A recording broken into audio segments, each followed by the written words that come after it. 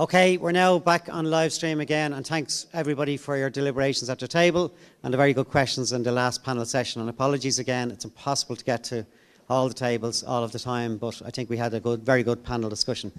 So next of all, we have a case study which is going to again give us, I suppose, a really good insight into some of the issues around prevention and education. And I'm going to call to the podium Trevor Bissett, who's the coordinator of the Clondalkin Drugs and Alcohol Task Force, and he in turn will introduce SIAV. So please give your attention, please. Okay. Hi everyone, I'm Trevor. I'm the coordinator of Clondalkin Drugs and Alcohol Task Force. Thanks for having me here today. I've been asked to come along and give an input on our work in Clondalkin, and especially to focus on what we're doing around prevention. So what I'm going to do is, I suppose I'm going to give a quick kind of, contextualise prevention very quickly, and then describe the programme that we've been running for the last couple of years.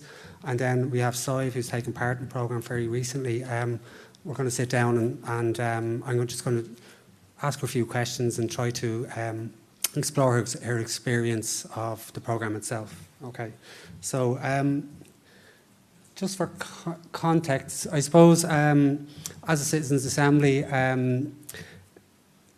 I was a bit disappointed to see that the word prevention wasn't specifically mentioned in the terms of reference, but it is there somehow. It's in quite a broad kind of way. You can see it's kind of covered under that best practice and practical case studies in relation to reducing supply, demand and harm, and increasing resilience, health and well-being.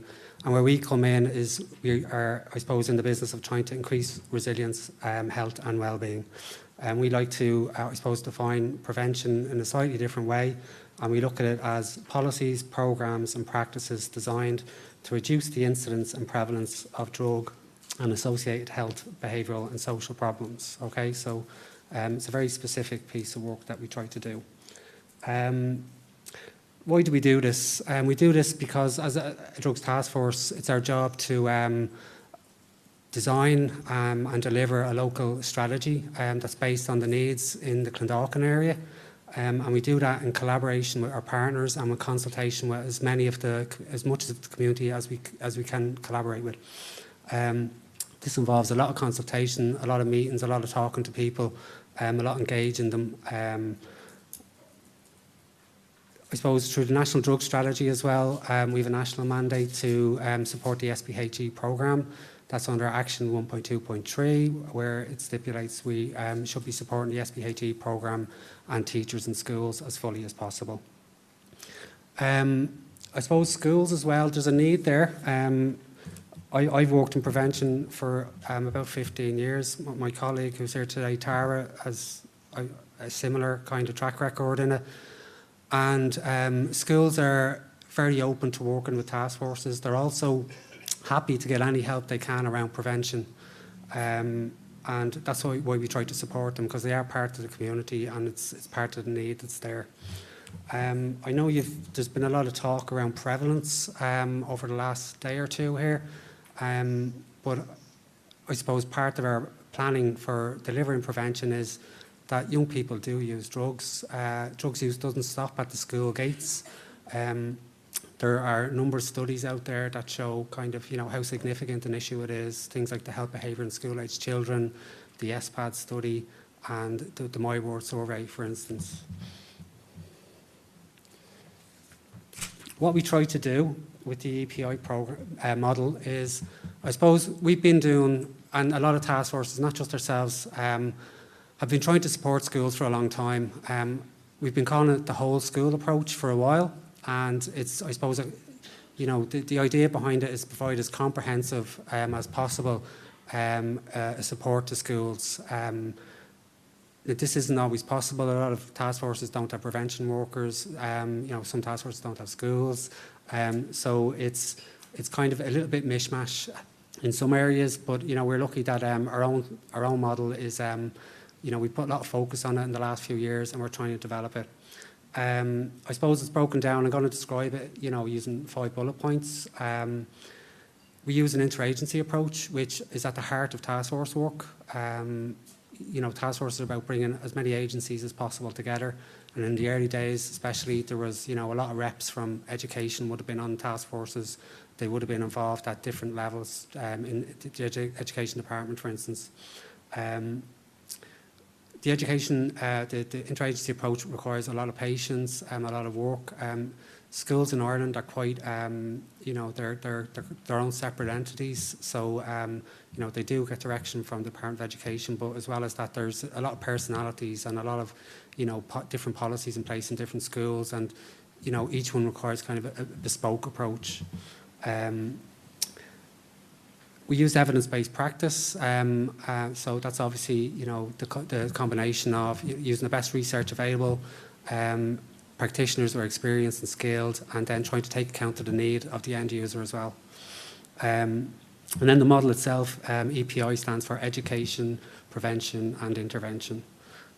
Just on the interagency approach, ourselves, Clondalkin Drugs Task Force, laid out on it, but we also are supported in the approach by Crosscare Youth Services in Clondalkin and Clondalkin WIDAP, which is a new under 18 service which we've recently established up there.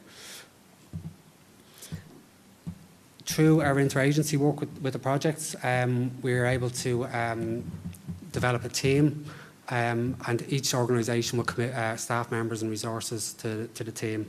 So you can see, you probably can't make that out, but we have our own prevention officer from Clondalkin Drugs Task Force who leads out and is kind of the spearhead of the whole project. We have a number of youth workers who support the project. I think we've 4 currently that are based in Crosscare. And then we have 2 substance use workers and a substance use worker coordinator called a WIDAP coordinator who kind of supports them. So it's a fairly big team. We recently got funding as well from the Department of Health to kind of roll this out and add additional workers, which we're really grateful for and excited about. But also add a research element just to, I suppose, underpin the evaluations we are doing on the programme. So evidence-based practice, as I said, it involves a commitment to balancing the expertise of the worker with the needs of the client and the best available research. Okay, so I've said a bit about that already.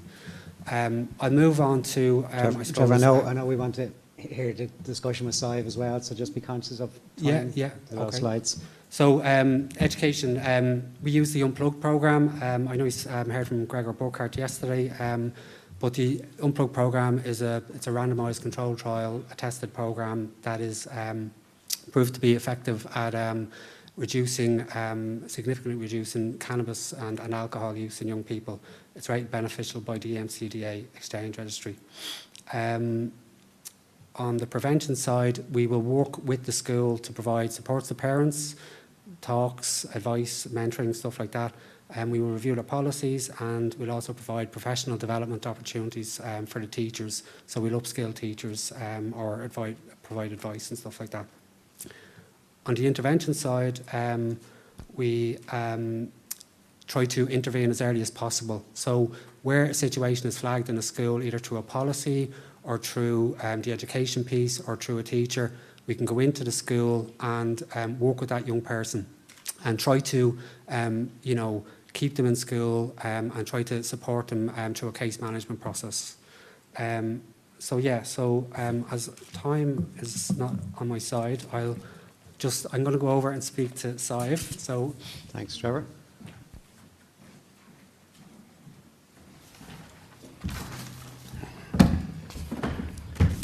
So, as I said, the programme is made up of education, prevention and intervention. And Sive has taken part in the programme in the last year, and she took part in the education piece. So, Sive, do you mind telling everyone just a little bit about what you think? Is it important for young people to hear about drugs and alcohol in schools? Yes, I think it is important that teachers teach students and people learn about the effects of drugs, especially in school, because if a student is facing the problem where they are addicted, they can actually come to someone and talk to them about it, or if there's a parent that they can go to, that they can go to them about it, and having the school teach it means that they know that there's someone that they can go to. Okay, cool, thanks. And how did you find the sessions with Mary and Martina in school? So when I did the sessions, I did them in TY. So when I was sitting with my class, we were able to have fun, we were able to engage, and even though it was a serious topic, we were still able to enjoy it and have a laugh, but also understand about how serious the topic was. And by the end of the module, when we finished, we all had an understanding of what the effect was and who we could go to, and then we found out that we can talk to anyone about it, just if anyone was facing it. Thanks, Sarah. So yeah, and do you think, I know from speaking to you, you've said it's had a big effect on you, but what was the effect of the programme, say, on other people in your class? For people in my class, I think the effect was that learning about this kind of made us realise how big of an issue it actually is for some people who are actually facing it, and it has become less of a topic that we actually talk about because we've realised how serious it is, so we don't make jokes, we don't say it, and we know that if someone is facing it, we can go to someone about it if we have permission from the person if they're seeking help. Would you recommend other schools to take part in the programme? Yeah, I would 100% recommend other schools to take the programme, because from what I know, I really enjoyed it, and from what from my classmates, I know they 100% enjoyed it. And I remember we would sit and we'd be anxiously waiting for the class to start because we just wanted to get moving on to the activities and we didn't want the class to end. Cool. Is there anything else that you want to add about it just before we finish up? No, not that I can think. I thought it was really fun. The activities were so much fun, and then it got to help us get to know everyone a little bit better. We got to know more about our classmates, about some of the workers, and we got to learn about the youth clubs and all that. So we got some more people to join them, and then we got to do fun activities, which was the best part about it, I'd say, and it was the best part for everyone. But also the fact that we got to learn about it made it even better. Yeah. So a bit of fun and lots to learn. Yeah. Okay. So yeah, I think we'll leave it at that. Thanks, guys. Thank you. No, stay. Can I just ask if there's any pressing question anybody would like to ask Saif or Trevor? Just after, straight away, Joanne. Can we just get your mic, Joanne? Sorry about this. No, I didn't say this was going to happen, but there you go. Sorry, Saif. Joanne, you're okay. We have you. Oh, Sai, thanks so much for coming to share your story with us. Yeah, it was really great. Just wondering how many lessons you had a week? We had one lesson a week. It was every Wednesday. Oh, yeah. And we did it for 8 weeks. You did it for 8 weeks. Is that something you think that you'd like to see starting in year 1 and completing it right through to year 5, the Leaving Cert year? Yeah, I think personally starting from second year, maybe third year to all the way to 6th year it should be, because first years don't really know what's going on and they're only starting in a new school.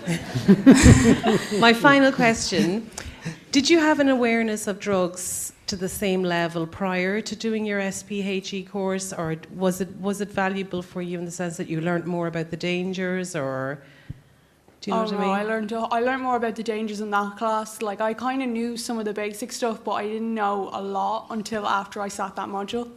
Okay, thanks so much for your time. You. Well done. Anybody else? Anything? No. Okay, Jack. Please, yeah. Thank you very much. I just wanted to ask, the teacher or teachers who oversaw this project, were you, Sive, were you familiar with them? And if so, did this familiarity help communicate the message better, make you and your other classmates feel more comfortable?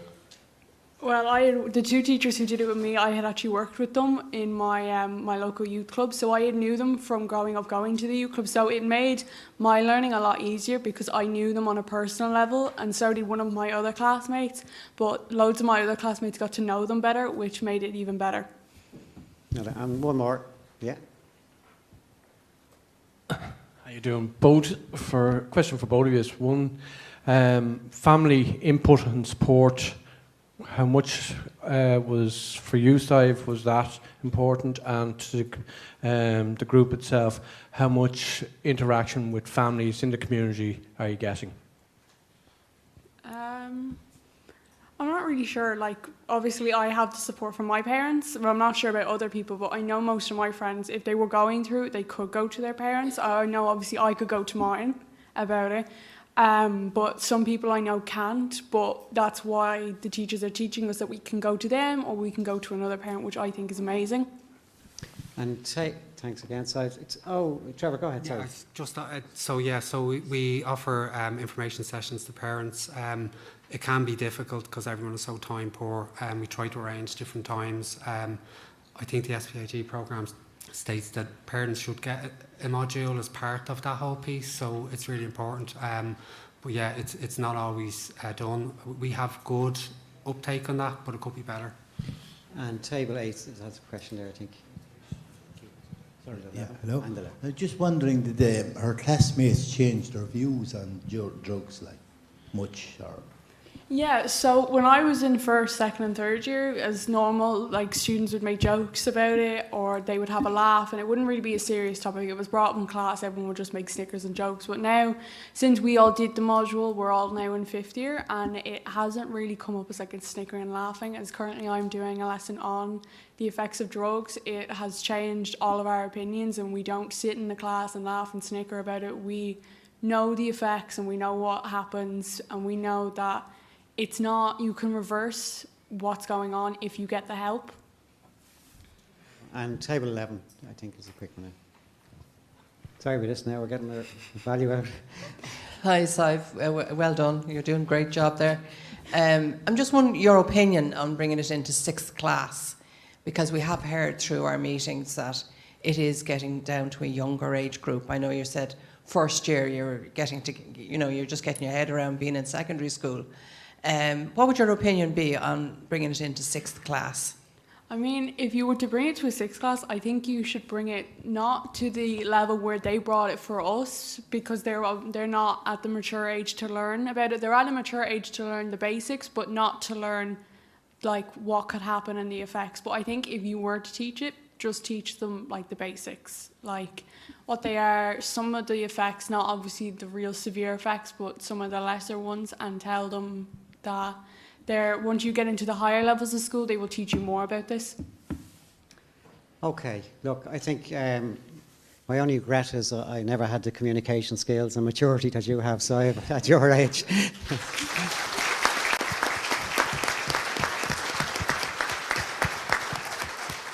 So again, thanks to Trevor and thanks to Saif. We did want to give a real practical case study because it was coming up in questions a lot yesterday, so thanks very much again, well done.